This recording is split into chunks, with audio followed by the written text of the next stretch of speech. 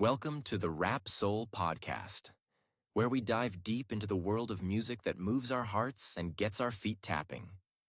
This is the intersection of rap and soul music from the 80s, 90s, and 2000s. We appreciate you for listening. Share this podcast with a friend or family member who loves music as much as you do. The podcast is hosted by 12 Kyle. Next up, the Rap Soul Podcast. I was in high school, my last year of high school. And Okay. I had this cool gym teacher. And one day, I had like a Saturday gym class for some reason. I don't know why. Think maybe I was trying to get some credits or something, but I would come in and then he was playing this album and I'm like, wait, that's Calm? You're like, yeah, that's the new one. I'm like, you gotta give me a dub of that. So again, we going back. We going back. So the next week I came in, I brought a tape. So I had it on tape. I ain't had the money to buy it back then. I ended up buying it later on. But, that for me, that album, front to back, the concepts, like he was really in pockets. Welcome to another edition of the Rap Soul Podcast. I am your boy 12 Kyle. I want to thank you all for tuning in each and every week. Again, this is the Rap Soul Podcast. This is the intersection where we have discussions about music and artists from the 80s, the 90s, and the 2000s when it comes to rap, hip-hop, soul, and R&B. Simply put, folks, this is the best music podcast that you have never heard until right now. Again, I want to thank you all for tuning in. Shout out to those of you who are watching on YouTube as well as Spotify. Man, check this out. All right, so you see the title, Like Water for Chocolate versus Be. We're bringing back the Versus series. If you've been following the podcast, shout out to my homegirl, Britt Renee. She's been on a couple of times, and we've done the Versus. We've done like Off the Wall versus Thriller, Mama's Gun versus Baduism. And the Versus series is a series where we take an artist and we take two of their albums and we compare the albums. But here's the thing. Unlike most discussions that you'll see online, we actually have a criteria. And I always say, like, that's very important to have a criteria because if not, you're just arguing opinions. And opinions count for everybody. But on this episode, we're going to go through the criteria, and it's the same criteria for each episode. But before I do that, I got to introduce my guest.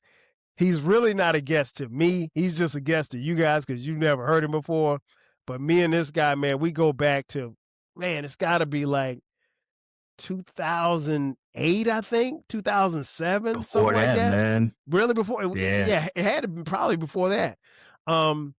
We got our starts around the same time blogging. I was blogging here in Atlanta, and he was in the city of the wind, Chicago, Illinois. He actually has an internet game that we'll talk about that deals with hip hop before we leave this podcast. But welcoming into the Rap Soul Podcast for the first time, my man C-Recks is back in the building. C-Recks, what up? What up? What up? Appreciate the intro, man. Appreciate you having me on. Love what you're doing. I got to start off by giving you your flowers, man. Appreciate it, man. The viewers, whether you know or not, this man has been doing this thing on the podcast thing before podcasts were popular in what they are today. I remember Blog Talk Radio. I remember Blog Spot. Again, going way back. So Way back. that you've been doing it. You've been consistent, man. I got to give you your flowers and keep doing your thing, man. Appreciate being on with you and look forward to doing more of these in the future with you. Oh, definitely, man. This is a long time coming. I mean, you took me back. Well, yeah, Blog Talk Radio. That's when I had the 12 radio show. I think Yes, I started that in 2010. And I remember, it's funny, man, as I was preparing for this, I remember, and I know you remember this, that time I think you was on the Dan Ryan, you was in your car rapping, like freestyling. I think he's going somewhere in Chicago. I was in traffic, man. And this was early YouTube, right? So stuff was just jumping off. I hit the recorded a quick freestyle in the car while I'm driving, and I ended up posting it and then caught some flack from my wife. She wasn't my wife then. We were just dating because I was doing it in traffic, and I posted it. But yeah, hip hop is in me, man. Oh I yeah. love. I've been in it for the longest. Grew up with it. I did it, rapped, produced it, all of that. So this is just full circle moments to come back and just talk about it now as one of the old heads. I didn't know I would Yes. ever get to the old head, but that's who I am. I'm Unc. I'm OG, old That's head, it. whatever it is. But this is what we do. We love hip hop. Same, man. You're right. We're definitely OGs in this thing. Whoever thought hip hop would take it this far, said someone back in the day. But yeah, we go way back, and you're from Chicago, now living in Atlanta. How long you been in Atlanta?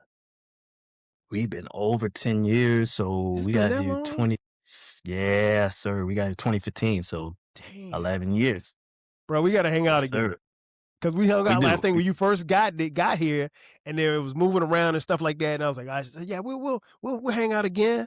And again, hasn't happened yet. We're gonna make it happen though, Oh for yeah, for sure. sure. No reason not to, you know what I mean? Yeah, no reason not to. And it's funny because I was telling my wife Sharice, I said, yeah, I'm recording with C-Recks. She was like, oh, she was like, where's C-Recks? I was like, he's here. She was like, he's here? I was like, yeah, he and his wife been here for a few years now. And she was like, she was like, tell him I say hello. And so like, it's funny, man. Like we have friends and people like us who've met literally online, and why we were speaking earlier before we started recording, watching our families grow. And when C-Rex, when we first linked up on Blog Talk Radio, you were single at the time, and now married man, world traveler. So Yes, sir. time, man, a lot of stuff happens over time. Indeed, man. It really does, man. I never expected time to fly like this, but it's been good times, man. And present is the best right now, and I look Oh, no forward to the doubt. future as No always, doubt. No desire to move back to Chicago? No, the wife wants to, man, but I'm fighting that one, man. This ATL weather is where it's at. Like it's 15 degrees in Chicago a couple days last week, so I'm not looking for that. But it's lovely to visit. Oh, no doubt. Summertime shy. No doubt. I could imagine that you probably one of the people that laugh at us that when the threat of snow happens here in Atlanta. Oh, we gotta shut down the schools for 1 inch of snow. Indeed, but now I know. Back when when I was there, I was laughing and this, but now I'm like, I'm not even touching that road if it's because even. we not built for that. We just not. It just is what it is. We're simply not built for that. But yeah, man. Speaking of Chicago, we're talking about one of Chicago's greatest MCs, my man Common, formerly known as Common Sense. He dropped 2 albums that a lot of people call classics. And you have a strong case to be made for both of these albums. The albums that I'm talking about are Like Water for Chocolate and the album Be. And so what we're going to do is we'll go through each album, and we'll just talk about as far as criteria, and we're going to rank them based on numbers from 1 to 5. And let me tell you guys what the criteria is. We have several criteria. One is coherence, because oftentimes there's a theme, there's a method to the madness of the music, if you will. Occasionally, this produce a concept album, but it doesn't necessarily mean that that's the rule. Sometimes the emotion of life is so strong that it gets poured into an album. So that's one of the things that we're going to judge on, the coherence of an album.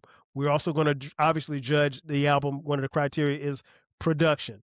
And honestly, both albums have some incredible production from some incredible producers. Then impact. Impact is another criteria that is, it can be a toss up, because how something impacted one person may not impact the other person the same. And then replayability, how an album feels over a particular period of time. A lot of times, us old heads are very critical about, some people, as far as how they label things a classic, and then, 5 minutes after the album came out. But these albums are seasoned albums and have been around for a while. And so, do they sound as good today as they did back then? And then obviously lyrics. We're talking about the same MC, and Common had gone through, different things to make both of these albums. And, I think it's safe to say that both of these albums weren't what he was going through when he made Electric Circus. so so it just kind of is what it is. But those are the criteria. So we're gonna go ahead and get this thing started. Let's start first with coherence.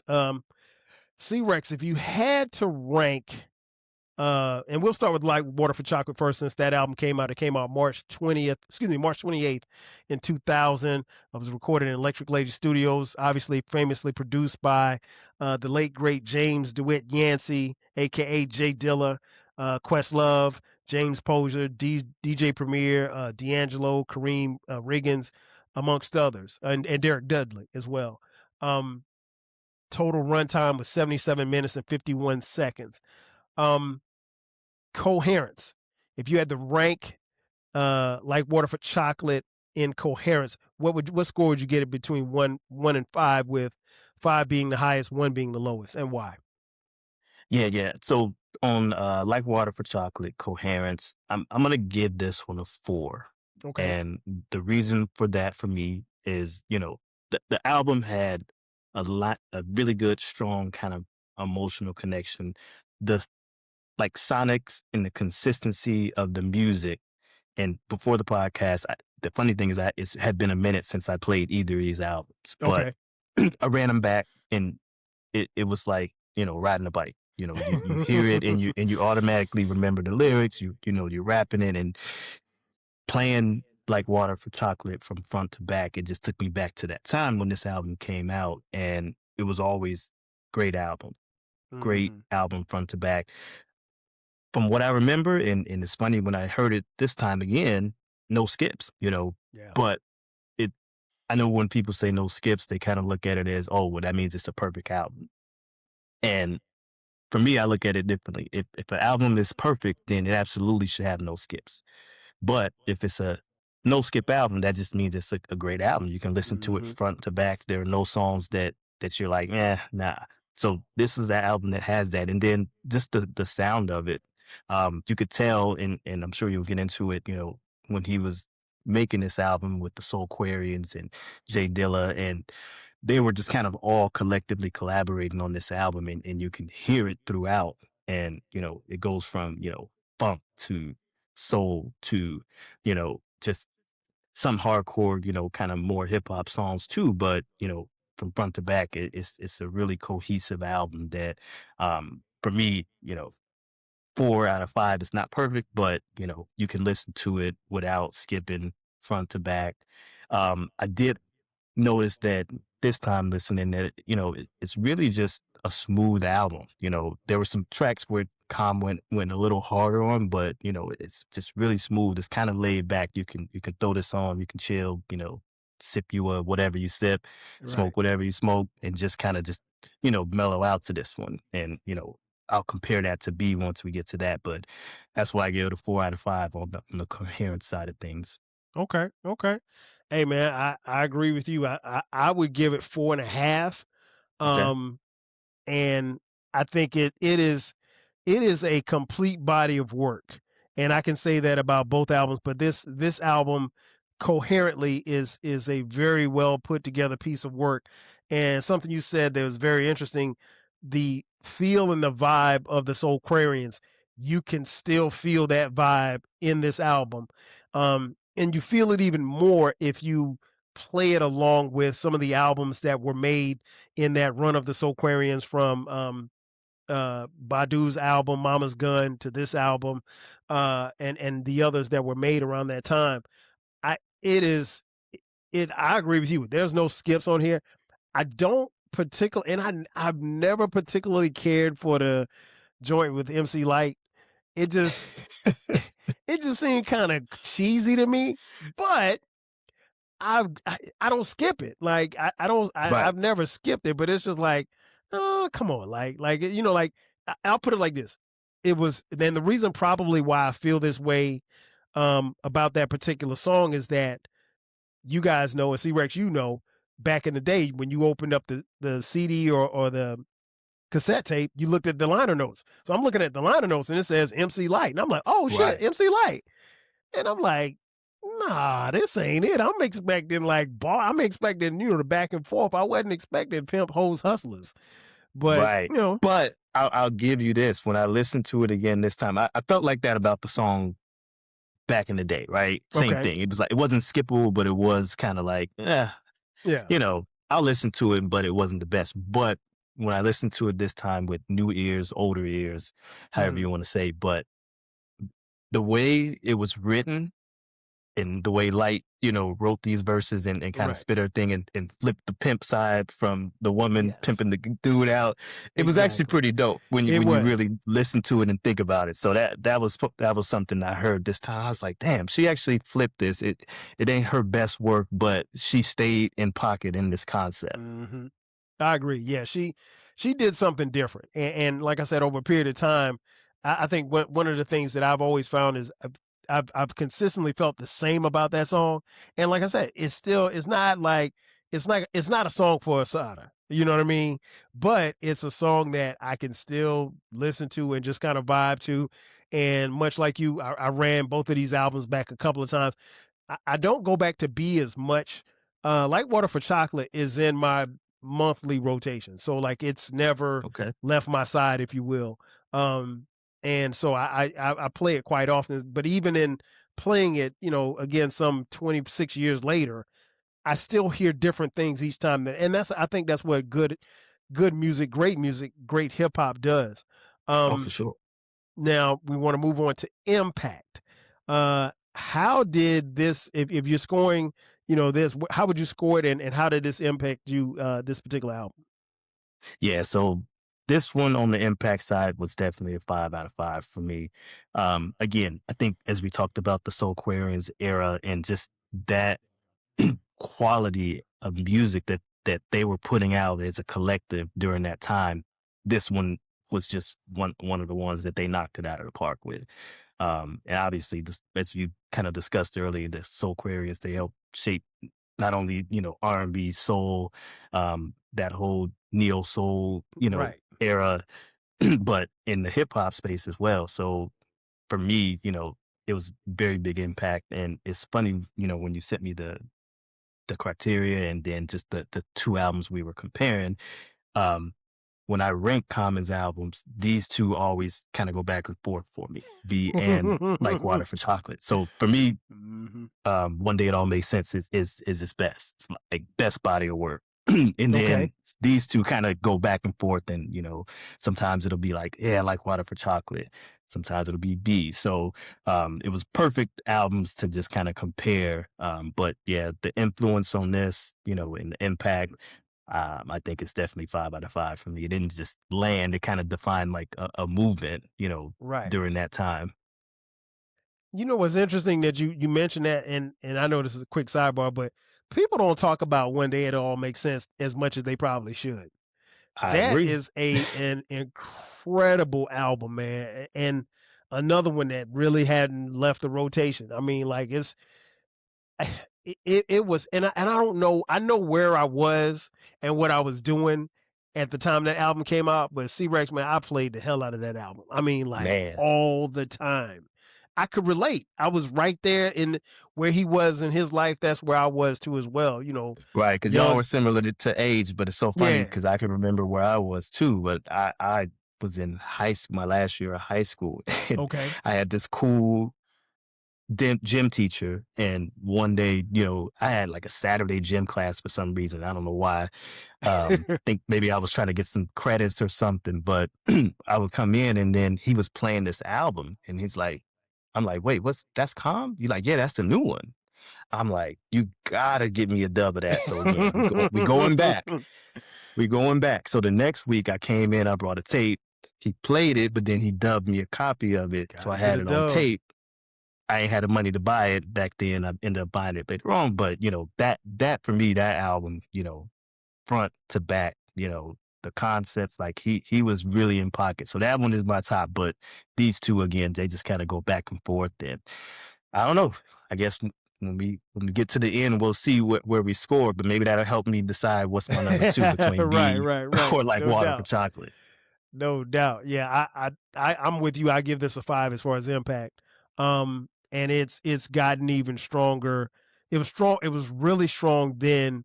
Like you said, the whole vibe of the Soul Aquarians and how this album sounded. And I think for me, one of the things that was very, very key was at the time that this album came out, I had just maybe within the previous year had like really started getting into Dilla's music, and Okay. I was hooked.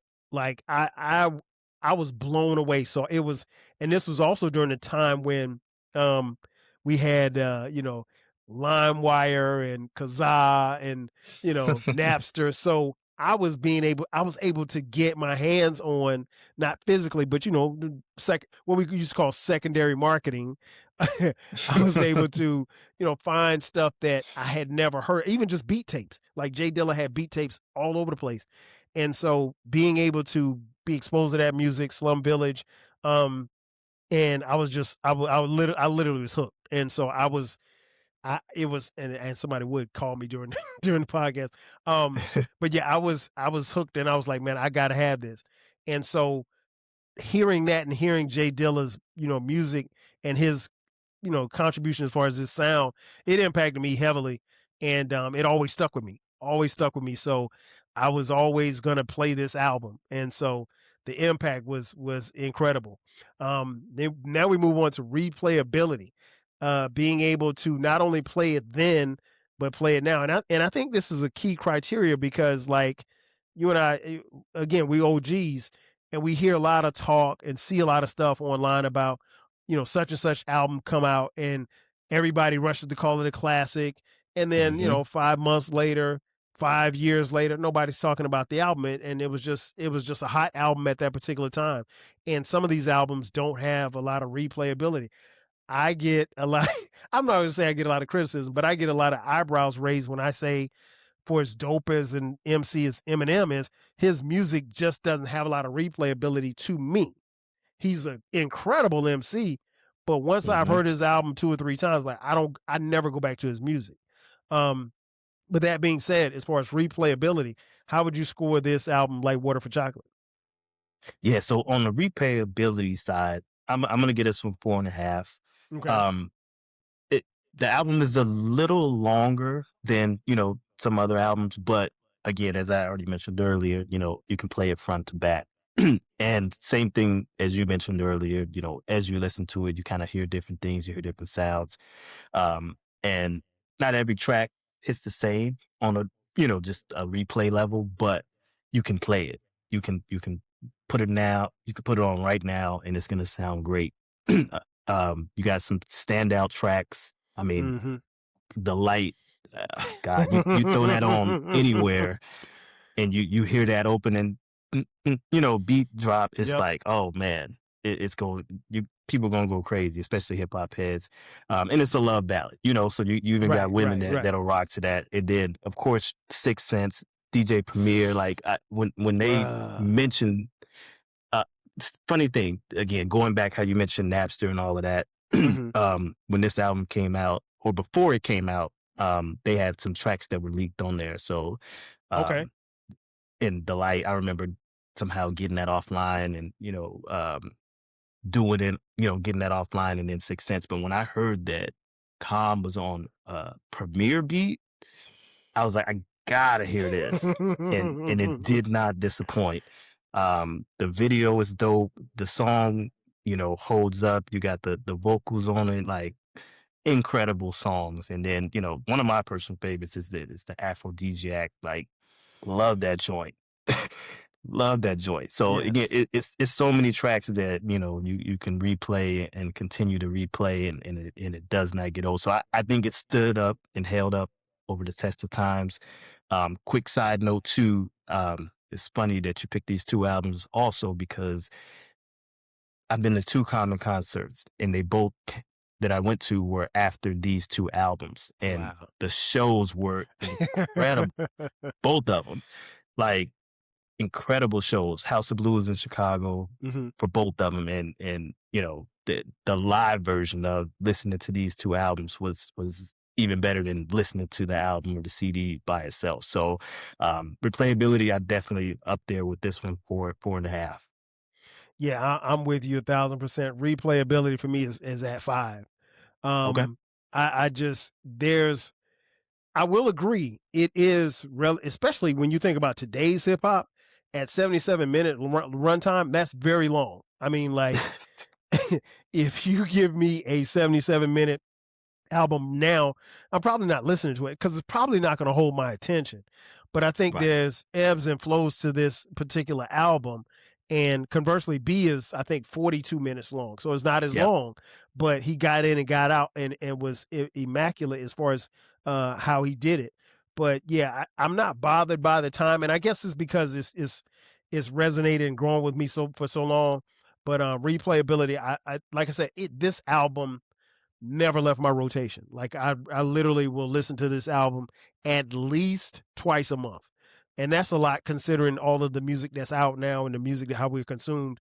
But yeah, I got it at 5. Now we move on to lyrics. Like you mentioned earlier, some bars hit harder than others, some songs hit harder than others. Where you ranking as far as lyrics? Yeah, I got to give it a 5 on the lyrics side. I mean, obviously, calm is calm. Yeah. Common's lyrics. It's not too many times. I mean, he's an MC's MC. You know what I mean? Okay. So he's gonna give you lyrics no matter what. So he didn't disappoint with this particular album, and they're great lyrics, great song concepts.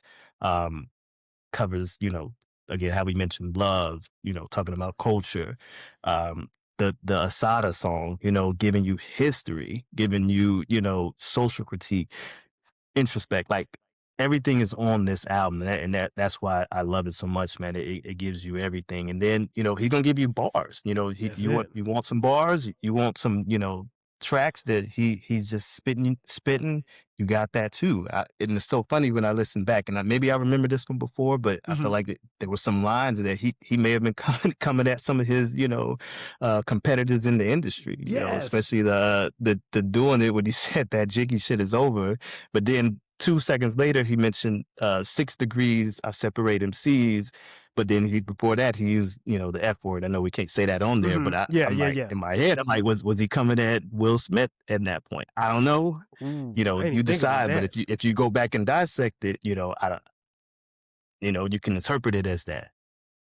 It's funny because in that same song, he said back to back MCs who sound the same.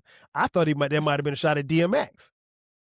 And I See, was like, and DMX was the only person that he had 2 platinum albums in the same calendar year, with his first 2 albums. I don't know. And see, that's the thing about Common. If you've listened to Common or Common Sense, you know that he would throw a jab, he throw little darts at you, and it was very subtle, but you yeah, had to really be paying attention to figure out, because I think he may have even kind of dissed Ice Cube a little bit on the low. And when I heard it, I'm like, damn, I said, was he beefing at that particular time? And I couldn't remember what time right. was the beef with him and Cube and everything, and West Side Connection or whatever. Right, but same song, he also, again, same one we're talking about, he said, something different from them hollering grunting niggas, and my thought Yeah. is like, is that Master P? Make him say, like, I don't know, See, I was thinking so DMX for that. So you're right. it He could have could been have been that talking too, about though. he could So have been you talking about just that. don't know, but yeah, you got the bar, so at Yeah, you lyrics, got it. 5 You out of got it. 5 for sure for Yeah. me. Same. 5 out of 5. Like you said, Nag Champa is probably my favorite song on there. Nag Champa, Aphrodisiac. It's Yes, probably my sir. favorite song on the album. Ghetto Heaven is a very close second. Now, I will be honest, and I've said this before. I don't know why they did that remix with Macy Gray. It's not on my CD, and subsequently for a while on Spotify, because that's why I listened to it on. Well, for a while on Spotify, they didn't have the D'Angelo version; they had the Macy Gray version, and so now Okay. they do have the. I think they have the Macy Gray version as a remix, as like a bonus track, but and it could have been some licensing or something like that, but I'm never listening to Macy Gray over D'Angelo. I'm sorry. D'Angelo's my guy, rest in peace. But no, that's never happening. But yeah, lyrics, it's a 5. I mean, like from like you said, even Cold Blooded. I mean, Heat is Heat is where it starts, cold-blooded, and I think Yes. lyrically it really takes off at doing it. And I mean, that Jay Dilla beat is, that sample is, the way he flipped it and chopped it. If you understand production, and I understand production, and I'm nowhere near close to being a producer, I still don't understand how Jay Dilla put all that stuff together. I have no Genius. idea. Genius, Man. I man. mean, way ahead of his time. Yeah. But yeah, One I'm other giving it lyrical 5. song, man. I gotta go Go Thelonious, ahead. man. That's my joint. The Thelonious, man. And the thing, he just let SV just kind of go back to back, and he hopped in, but then let them pretty much take over the songs. But it's a knocker, man. I love that joint. I love Dilla's verse on that. I mean, because Jay Dilla's talking this shit on that. And you could tell he made the lyrics fit the beat, and when it broke down, like it's just incredible. Yeah, I agree 1,000%. Production. I mean, we're talking about no. I mean, you only had to, but we already talking about Dilla, man. So 5 out of 5, man.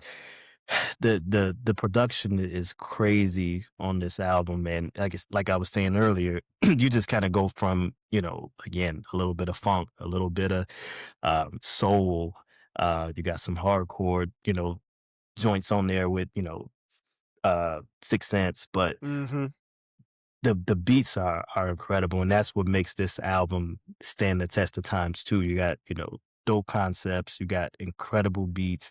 Again, this is, to me, at least back then, an album you can throw on and let your parents listen to it, and they'll vibe out to it. And the other thing I noticed too, it almost fits into speaking of parents in their decade, that era of just kind of funk. And you could throw this on with Bootsy Collins, and and obviously that's the bag that Dilla was in when he was grabbing those records to sample, but you could hear it all throughout, man. So it's just a great album production wise. Anybody saying less than a 5, I don't understand. Right. Yeah, man, if it's less than a 5, I don't know what to tell you. Man, I agree 1,000%. I mean, like, Dilla was so far ahead of his time, and Man. these soul samples. I mean, like, there's Rick James samples that he used in doing it. I mean, like, I saw somewhere online where they broke it down, and the piece that he chopped, I had never even heard before.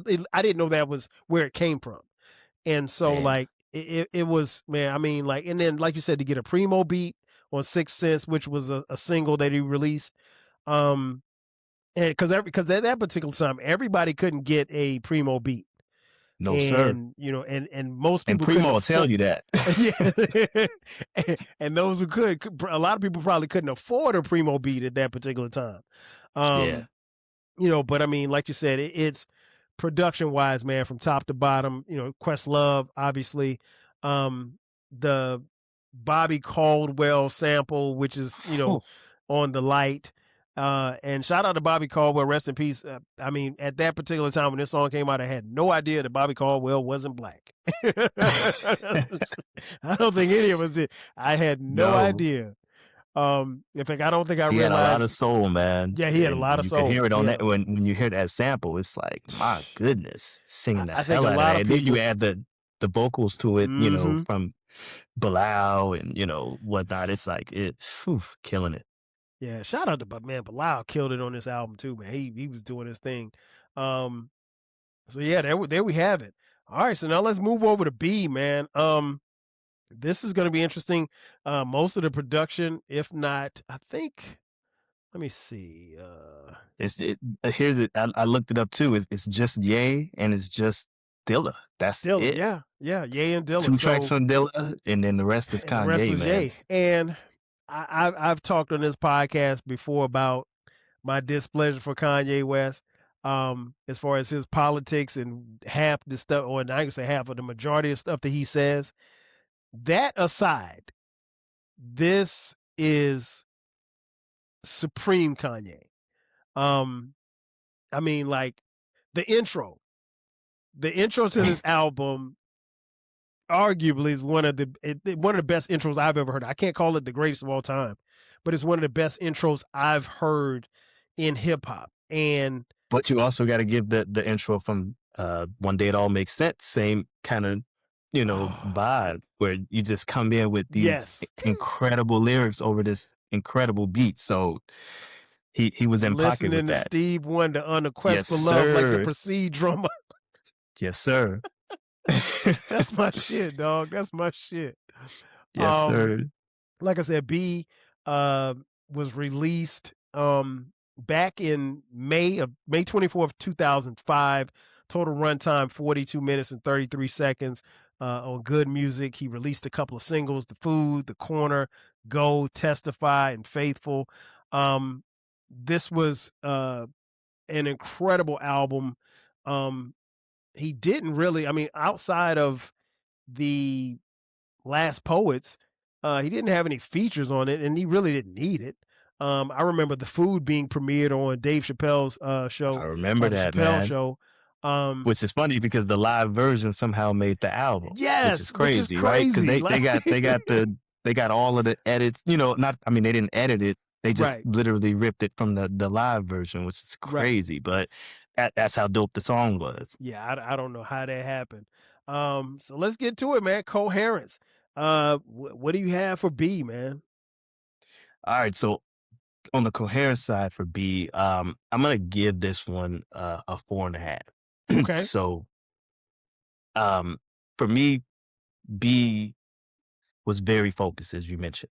Mm-hmm. Shorter album, um, very tight, play it front to back, really no skips. You got a couple Right. songs that maybe weren't as good as some of the other ones that, Mm-hmm. kind of how we talked about with the light track on the other, like Water for Chocolate, but it just feels kind of intentional from the beginning to end. And you can tell that for me, like Water for Chocolate was going back to the Soul Aquarians, it was very collective. You could tell they got in the studio and they kind of all collaborated and really worked on some of those joints. This one, it feels like him and Ye got together, locked in, and they Mm-hmm. just banged these great songs out. And again, it only 44 minutes, 11 tracks. I would love to hear any unreleased songs that did not make this album, because Right. if you had to cut it down to this to make it this tight, what did you not put on? Because it's probably some heaters or bangers that somewhere Mm-hmm. on somebody's floppy disk or a data or something that is also just as incredible. So I'm gonna give it 4.5, not quite 5, but it's very close. And we'll touch on. I got another comment, but we'll touch on it when we get to Okay. lyrics and whatnot. Well, and before I start, I'm gonna go back. There was one guest feature who appeared on both albums, and that was Common's dad. Yes, sir. Rest in peace. Pops, rest in peace to Pops, man. I I really enjoyed hearing his dad on his albums. Yes, sir. And he did it, I think, up until the time that he left us, or at Yeah. least when he got sick or what have you. But I thoroughly enjoyed Pops.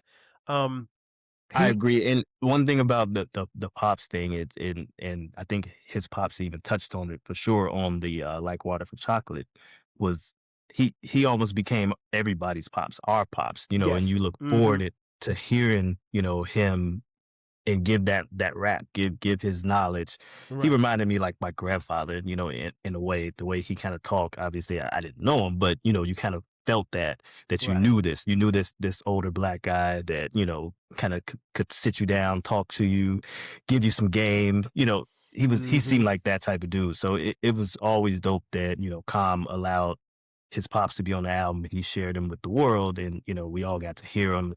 Again, rest in peace. But Yeah. him being consistent with that throughout his albums has always been a great thing that I loved. And I always wondered, I'm like, especially now that he's no longer with us, does he go back and just listen to that just to kind of hear his pops, Right. give him some game like that? I know in Common, and I don't know him personally, obviously, but knowing him the way that I think I do, I think I'm pretty sure he probably does. Yeah. But yeah, I felt the same way, and I mean, like, I don't know necessarily. I mean, we've seen situations like obviously Nas's dad played on his album on Illmatic, well, Life's a Bitch.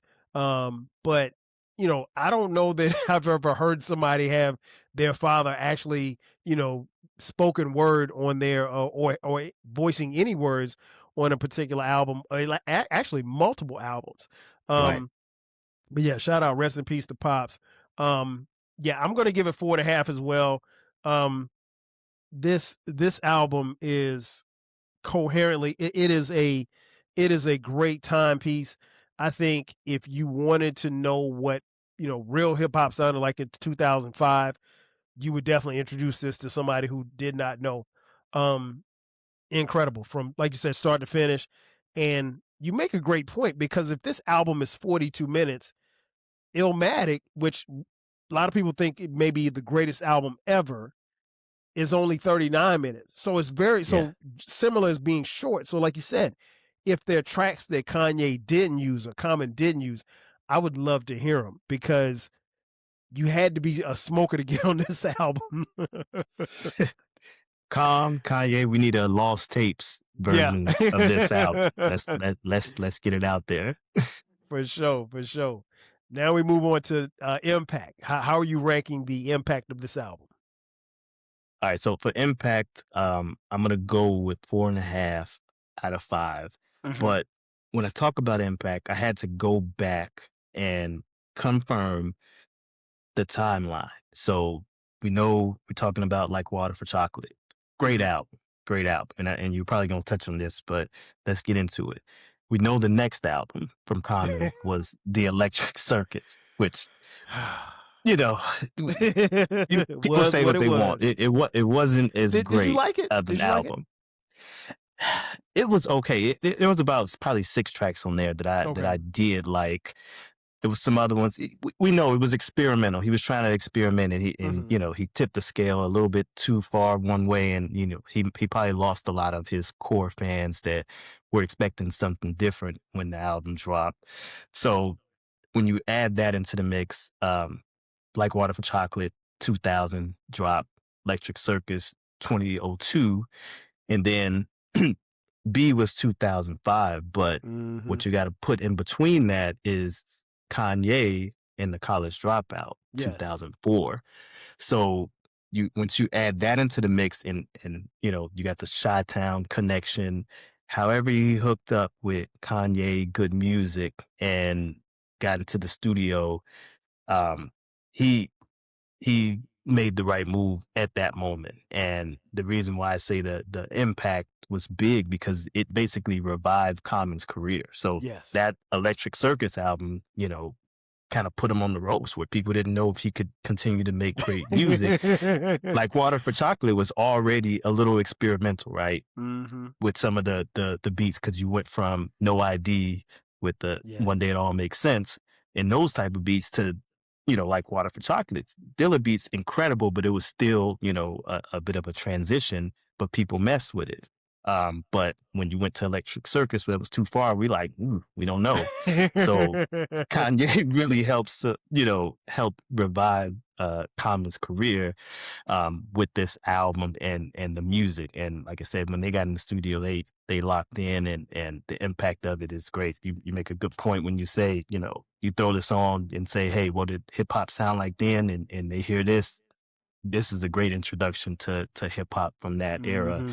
And you get into, those real soul sample flips that, Kanye was very famous for, and kind of brought forward once he dropped the College Dropout. And, his production just took off to a new level. And this album really, defined that era from a beats, and, we'll get into production as well. But yeah, impact was great.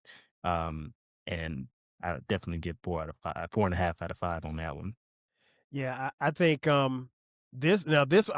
scored this at a 4, and it's only because I think Like Water for Chocolate hit me really, really hard, and this hit me hard, and there's really not much difference between the two. But it's, I mean, like, this album it truly was a breath of fresh air for me. 2005, we were outside, you know what I mean? We were running around, and I think for me, a big part of what this album was, actually both albums, but this album more specifically, was hip hop was turning. and it had definitely, it was taking up residence in the South, which was fine. I had no problem with it. But just being an MC, I think we started seeing like the snap rap, and it just Yeah. it wasn't as about bars anymore. And Yep. I think this one, it was like, nah, we still about bars over here. So um so yeah, it didn't hit me as hard, but it hit me hard. Okay. And so I give it a 4. Now when we talk about replayability, what you got for replayability? Yeah, I got to go with 5 out of 5 on the replayability for B. Again, I think part of that is the tight cohesiveness with just that 11 tracks. It's an easy album to run front to back. Yes. It's really one of those albums, and I did it for sure when it came out, that, you get through it so quick, you just run it back. Run it back. That's You it. you run it back. It's That's just like, it. I gotta hear it again, depending on what you're doing. If you're riding around, whatever it is, it's like, just run it back. So, great replayability. It still stands the test of time. So when you listen to it today, it sounds as good as it did way back Mhm. then. And this is just one of those albums that, you can continue to come back to. Great songs, The Corner, Go, Testify. Um, that's just some of them, but then you also get into, some of my favorites on the album, like Faithful. Man, love that Yes.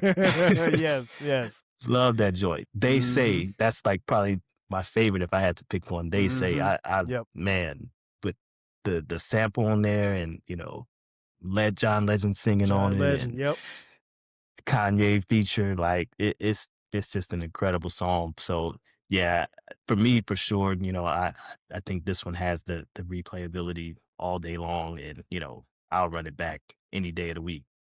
Same, same. I'm at 5 too. I think I often talk about this on the podcast, is that sometimes you have these albums where it's like, almost, if you're comparing the two, it's almost like splitting hairs. And the discography between the two albums are so tight that I can't listen to one without the other. So like if I listen to Brown Okay. Sugar, I got to come back and listen to Voodoo. Like I never is. I'm at the point now where if I play them, and so when I played this, when I play, I told you earlier, I play like Water for Chocolate at least twice a month. I'm still running back B, because it they go together at this point for me. And Okay. you're right. At 42 minutes, it's long enough, or short enough, if you will, and it's good enough. Once you hear it, depending on what you're doing, if you're washing dishes, or folding clothes, or cutting the grass, you gonna run it. I always run it Yes. back, and I did it even a whole lot. When the album first came out, as opposed to now. But yeah, man, it's They Say, Testify, Love Is. Oh man, Ooh, um, yeah. and then finishing with It's Your World, bruh. Mm. Like you said, no skips at all. Um, Obviously now we move into lyrics. What you got for lyrics? Yeah, so I'm gonna give it a 4.5 out of 5 on the lyrics. Okay. Great lyrics. Again, as we talked about, it's common. So you're gonna get Mm-hmm. incredible lyrics. You're gonna get incredible bars. I think with this being, again, kind of a comeback album for him, he was much more razor sharp. I think the album just overall was a lot more harder, and maybe he felt at the time, I got to come back much harder. So the lyrics obviously had to match that. But Mm-hmm. definitely more direct, less abstract, a lot of, dope metaphors. I think he touched on the whole, I don't want to say fiasco, but just the electric circus album, even, Right. kind of calling himself out on They Say, where he said, uh they say dude lost his mind because, everybody was wondering what's up with this album. So he poked fun at himself, but then he Mm-hmm. said on that same song, he said, then they hurt the corners and they say that nigga back. And that nigga back. Believe that. They like, he back. So He back. um dope lyrics. Again, you got, Testified, dope storytelling Mm-hmm. song that, kind of came out of nowhere. It's like, man, this is different. This is, unique. Um it's a lot to name. And then, we already talked about the food. Mm-hmm. It's Your World, The Corner, that just that beat and the lyrics that he was Bruh. spitting over that, it's like, oh my God. And then you got Go. It's Yeah. so funny whenever I see, obviously we're all on social media, when you hear people, post a reel and they put Go in it, but when you only hear just the hook part, then when you listen to the lyrics, it's like, this is a real sexual song, but somebody will put it with, a video of them and their Right. kids or something. You know what I mean? Showing their kids playing basketball. Right. But great lyrics, man. So yeah, easily for me, I'll put it up there from a lyrical standpoint. Same. Yeah, I'm going at I'm going at 4.5 as well. It was I think the thing that stood out to me about this lyrically was that, like you said, I think he and Kanye locked in, and you really like, if I had to kind of step in his mind, maybe he was thinking like, okay, y'all thought I was bugging and y'all thought I may have fallen off. So, and then there may be some that may have thought, like Water for Chocolate was a fluke. Okay, I'm gonna show Right. y'all. Like, and he just locked in, and lyrically it did not disappoint. No, sir. And he came with it. I mean, like there's no, like you said, for me, there's no skips on this. They're not, some strong songs aren't as strong as others, but there's no skips on this album. And it's an album that, like I said, I still love listening to it. And I had no idea when we watched Dave Chappelle that night, that it was that. And shout out to Chappelle, because Chappelle consistently had rap artists on his show Oh when he yeah. didn't have to. He gave him a platform, to Most perform. Def, Day Live, Day like Live, he was man. locked in with, real hip hop. Real hip hop. Yeah, he wasn't gonna have no fake stuff on his show. So the Chappelle show, as groundbreaking as it was, it also exposed, because I mean, you think about it, who else would give a Most Def a chance to freestyle in a car, Right. as a at the end of his show.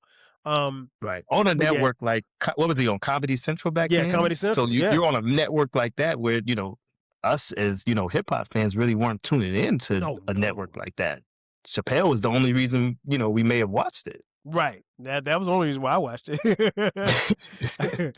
So yeah, I'm with you there, 4.5. Production. What you got for production? Yeah, I couldn't give it less than a 5, man. Same. Again, you got two of the best in the game. Kanye at his peak. Kanye, those beats, sample flips, chop, incredible. And then you layered it in with a couple of Dilla tracks. I mean, you really can't get better than that. I mean, talk about just being blessed to have dope beats, and you couldn't go wrong on the album from a beat standpoint. So it really, the rest was up to Common on, just making it a great album. You got all of the music that you need there. Let's just get in there and step in the booth and make it happen. So production on it is incredible, back to front, no matter what. You can pick any track, the beats stand the test of times all the way throughout. Not a bad beat on the album. So I don't see how you can give it anything less than a 5 on that. Yeah, I'm with you too. 5 easily. I mean, like, even something like Testify, because I think at that particular time Kanye there were some producers, I don't know if they were big time producers, but there were some producers I think that were trying to bite his style as far as the sped up chopped samples. And he came back to this on this one. And I mean, like you said, there's not a bad beat on here. And you just take your pick. And I think the thing, obviously, the production, like I said, it's a 2-man race. Is Jay Dilla on, like Water for Chocolate, and it's Jay Dilla and Kanye, well, mostly Kanye on this one. And something you said earlier that made me think about it. It's also about 2 cities. Like Water for Chocolate, Common was primarily, I think by that point in time, he'd moved to New York City. He'd left Chicago. Because I want to say One Day It'll All Make Sense was mostly done in Chicago with No ID. Shout out to No ID. Incredible producer. And it's weird because it's like, I remember when No ID produced 444, there were actually some hip hop fans like, oh man, this new guy, No ID. I'm like, what new guy? Like, where y'all came from? No idea. Been doing Right, it for right. years. Yeah, But yeah, it was about, his, you know, really him being in New York. And like I said, getting with Primo, getting with Dilla, and all of this was done in Electric Lady Studios in New York City. And then, it's almost like B, he had to come back to the roots. He had to come back to the Windy City. I don't even know if he was living in Chicago, but I'm almost certain almost all of this album was made in the Windy City. And so yeah, it's almost as you go versus the two albums, if you pit the two albums against each other, it's also two cities and where Common was in his life, being in New York City. And I think, he had mentioned it in some interviews that not necessarily that he had to get away from Chicago, but he wanted to be accepted someplace other than home. And maybe there was some yeah. time where he didn't feel like he was getting as much love as in his own city as he should. And that's something Kanye mentioned too. But I think by the time Kanye really blew, we knew he was from Chicago, but he was Hmm. already out of Chicago by the time he blew. As far as the masses, you guys knew him, Yeah. because you saw him and he was hustling in his grind and everything's well documented as far as what he did in Chicago. But I think like I said, I think it's about the two albums, and I think it's about the two cities as well. Two producers, two great producers, Jay Dilla and Kanye as well. So, all right, I have the tally, my brother. Would you like to hit a tally? Drum roll. Let's hear it. All right, so like water for chocolate, my man C-Rex gave it 23.5 points. Like water for chocolate, I gave 24.5 points. Okay. Okay. B, C-Rex gave it 23.5 points. I I'm gave tired. it Gosh. 22.5 points. So if you're scoring at home, I have scored like water for chocolate better than B slightly, and my man C-Rex a tie. It makes sense. It goes back to what I said. I've always had these two right here when it comes to the best or the second best, I'm sorry, on Common's Right. discography. So it makes sense that would be the score that I would come up with. But yeah, I mean, two great albums, man. You can't go wrong You with can't go either wrong. or. Like you said, you playing them front to back. So anybody that's, introducing, someone to hip hop, these are both two great albums that you can Facts. throw on and can't go wrong. So Like I said earlier, it's like splitting hair. It truly is yeah, like splitting hair. I think for people who are hip hop heads like us, people who are like us who are fans of Common, you're going to have similar debate. It is now you're going to have something that say, okay, well, I like this one better than I like that one. But for the most part, these albums are very, I mean, because like I said, I came with 24.5. I was 2 points off, but I mean, give or take, it's just, like I said, the only place where I scored it low, was the impact. And it's only because like water for chocolate hit me just a little bit harder than, I mean, I could have given it 4.5, or I could have, if I gave it 5, then we'd be right there together. You know what I mean? So, but yeah, right. before we get out of here, C-Rex, I want you to tell folks, I mentioned at the top that you have a game out, an online game. Tell people a little bit about the game and where they can find it. I got a chance to play it. I was happy that I was able to play it, and I was mad at my results because I didn't do it as fast as I should have. But trust me, by the time y'all hear this, I'm gonna be at the number one spot.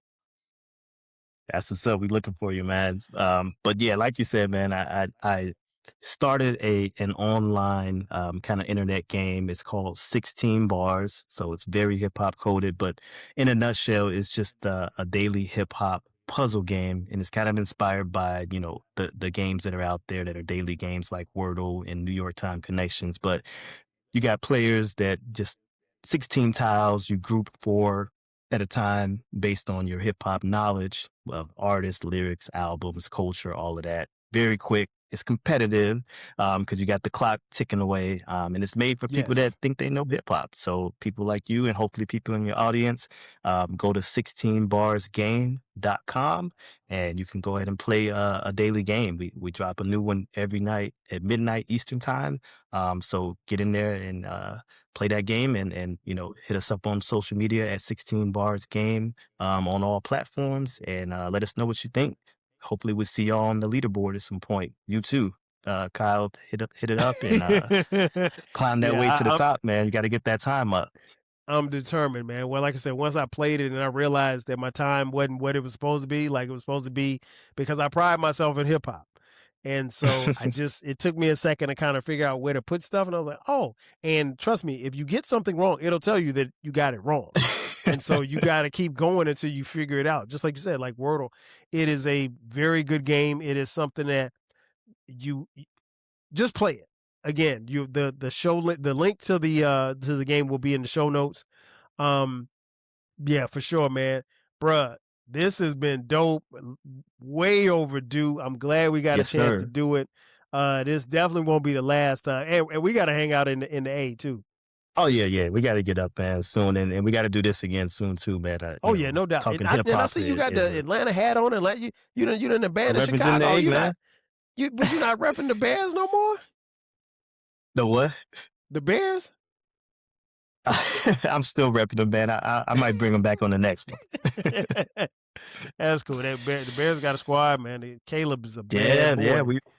We had a good year, man. They let me down as usual, but we're gonna jump back in it this season, and then hopefully we'll see. We got a squad, so let's see what it do. I don't like to make predictions, and you have a quarterback, because I mean, I've been watching football forever, bro. And even when y'all had Super Bowl teams, you ain't had no quarterback. Because, no disrespect to Jim McMahon, but he wasn't no quarterback. He was just handing the ball to Sweetness. Right. So, but yeah, it's things are definitely looking up. So yeah, you guys check it out. This is going to do it for us. Make sure you check out the 16 Bars game. Like I said, this won't be the last time the C-Recks is on here. Like I said, we go way back. It has been a pleasure to get you back on here, man, and chop it up. And I always, when I do these verses, I try to pick albums where it is a struggle, so it's, like I said, when me and my homegirl, Britt Renee, when we did Mama's Gun versus Baduism, I mean, like, I can't remember the numbers, but it was like a half a point. Like, it is, it's a flip. For me, it's a flip of the coin. Like, it depends on how I feel that particular day, but I'm at the point where I can't listen to Baduism without listening to Mama's Gun and vice versa. So, yeah, and so when we reached out and started chopping it up, I was like, this is the perfect, albums to talk about, because not only are you a hip hop fan, but Chicago, born and raised, Chicago connection. And so like I had to get you on, man. So that's gonna do it for us, folks. Thanks again for checking out this edition of the Rap Soul Podcast. Be sure to tap in with us. Their new episodes drop every Thursday. So for my boy C-Recks, I am your boy 12 Kyle. We will catch you guys next time. 5,000. Cheers. Peace, y'all. Thank you for listening. This concludes the episode. Be sure to subscribe to the Rap Soul Podcast. You can find the podcast wherever you get your podcasts. Follow the podcast on social media. And feel free to continue this discussion on our Reddit page. More importantly, share this podcast with a friend or family member who loves music as much as you do. Until next time, 5,000.